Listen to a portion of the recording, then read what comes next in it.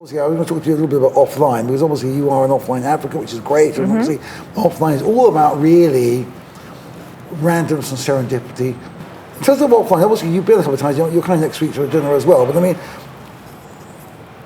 what is it that particularly appeals to you, apart from the fact, obviously, a lot of interesting people, but do you find somehow that, perhaps because a little bit of what you're doing is a bit solitary, well, you have your friends and so forth, but actually you're working on your own, and when you come to offline, there is an element, there are 25, 30 people, most of whom never seen or heard from before at all, and there's a little bit of surprise, which I think is very important in life generally.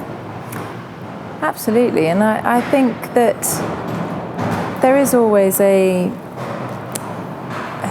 there's always a chance that you've got nothing in common with everybody that turns up, but it's highly unlikely.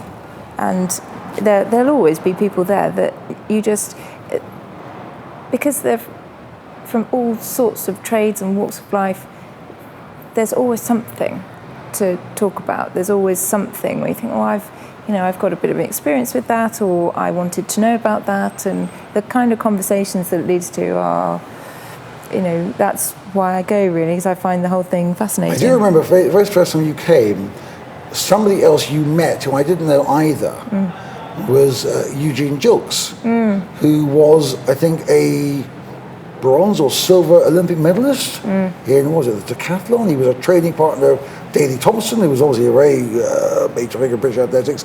And again, he was unexpectedly, as a charming, thoughtful, wise, excellent company. And again, I found again and again, I'm actually, the couple of people I think I met the other day, who I think are coming next week as well, from your show. And it's just the fact that something I find in life, when you are open to possibilities, there's things to be surprised on the upside. I think people are very much too worried about when they go wrong rather than when they go right. And I just found with offline, it really comes in the right spirit, which is really where I was getting at before. It has its own kind of momentum. And after, I don't really do anything. I tell a few stories, but really, it's all about the people. It's about creating opportunity, friendships, relationships, interesting conversations. You say, may not actually go anywhere. That's not really the point.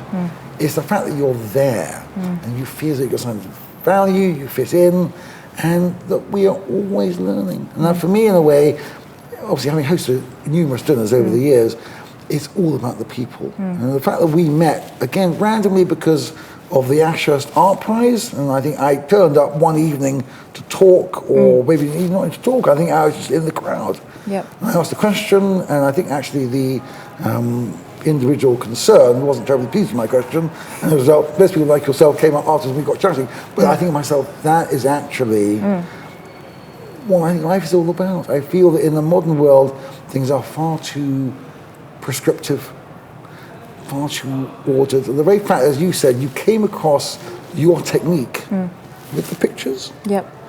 Really almost in a fit of pique. Yes. So it worked very well. Okay, what are you doing? It's like, oh my God, and it's like inspiration strikes. And this is what I mean about being slightly superstitious, in that all these sort of chance meetings and people that, if you let it run, it will lead to something. You don't know what it is yet, but something good will come of all the things that start to go slightly wrong.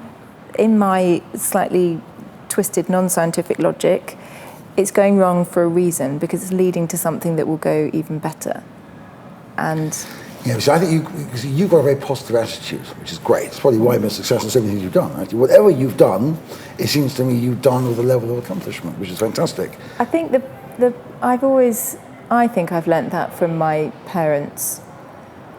My mother in particular, who at various times has been very unwell, but she always had the attitude that there's no point worrying about things that you can't control, and it's just a waste of energy. And someone that continued to work when she was very poorly, and we've just been brought up like that, and so it's not, I think that's in my blood, really, to be positive about things. We just always have been. Look, I think like everything else in life, success breeds success. You find there's a formula that works for you, Hannah. Typically you want to repeat it, not exactly, but somehow there's a sense of replicating what has actually done well for you in the past. Look, can I say first things first? It's been a real pleasure seeing you again. Very interesting to hear about, obviously, your show. It's been a great success. Delighted about the Born Free collection. Hope it's a great success for them as well. I look forward to collaborating with you in the future and other things, obviously, offline and otherwise.